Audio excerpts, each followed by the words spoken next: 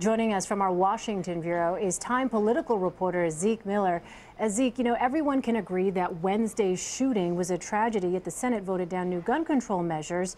Is this just one of those intractable issues? Is this one of those issues that Washington just does not seem capable of solving? I mean, absolutely. In the last 48 hours, just like we've seen since the December 2012 Sandy Hook shootings, after any of these mass shootings, these incidents that sort of capture the attention of the nation, you see both parties retrench into their corners. Democrats saying they want more gun control, Republicans saying, there just need to be more responsible gun owners.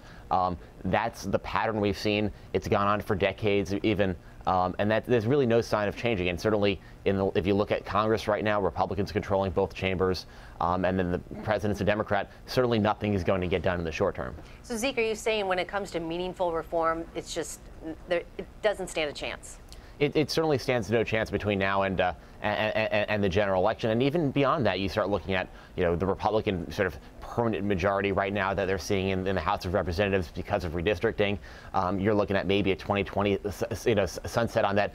Potentially, if small bits of it got peeled off, something like a, very narrowly tailored bill, such as one of the amendments offered yesterday regarding those on the terrorist watch list, who are on the no-fly watch list, also should be on some sort of no-gun purchase watch list.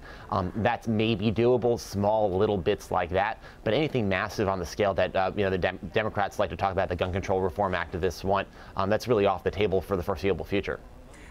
Turning to the Republican race, Zeke, you wrote a really interesting article. It's called Why Billionaires Aren't Lining Up to Torpedo Trump. But it basically said that a lot of other billionaires want to sink Trump, but they're not willing to back other candidates because it could cost too much. And as part of that, I just want to read part of that article. You talked to John Geer, who's a Vanderbilt professor who studies attack ads. He says, in terms of Donald Trump, this is a different type of Teflon that he has. He is one of a kind. Political science really has nothing to say about him.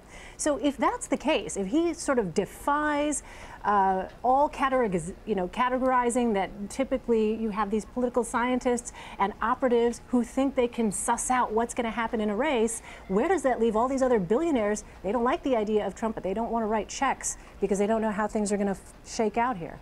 Yeah, I mean, that's exactly right. There are really two issues with the big money folks who they don't like Donald Trump at all. They don't want him to be president. They don't think he's going to be.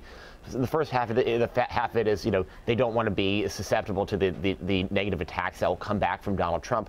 When the John Kasich super PAC went after him a couple of weeks ago, his lawyer sent a cease and desist letter preemptively and started a legal spat. So if you're a donor, you run a business, or you're in retirement or whatever it is, it's a whole new level of drama for these guys. That they don't necessarily, they don't want to open that can of worms. The other one is sort of the more important question when we start looking at, within 60 days to Iowa, is that, really, is there anything that will take him down? And right now, nothing has worked. There have been a series of attack ads. We've seen pretty much every candidate in this race, sort of speak out against Trump, criticize him, some of them delivering some very devastating attack lines, and those have only increased his support. And until the Republicans find a way to take him down in an effective manner, those big checks aren't going to be there because it's throwing good money after bad. Well, speaking of Iowa, there are new numbers out that show Donald Trump's lead widening. He's now coming in at 36%, 20 points ahead of the nearest competitor. But when you look at history, it tells us that the winner out of Iowa doesn't guarantee you the nomination. But on the flip side, this race is so different. So at this point, does it look like he's going to be the nominee? The helpful context there is, 4 years ago, this time around when Iowa was a full month earlier in the process, now is when Newt Gingrich was at the top of the polls, and then and that was when the Romney super PAC, which became known as the Death Star, basically came in and dropped $20 million in negative ads on Newt Gingrich, and that was basically took him out of the race. So that may still happen. There's a lot of time left. There's a lot of time on the game clock. But right now, certainly a lot of people in the Republican Party are having those very serious, sort of having to come to grips with maybe the thing that they never thought possible might just happen because nothing else is stopping him right now. All right, Time political reporter Zeke Miller, thank you. Thank you. Don't forget to tune in to Face the Nation this weekend. John Dickerson will host presidential candidates Chris Christie, Bernie Sanders, and Donald Trump. That's this Sunday only on CBS.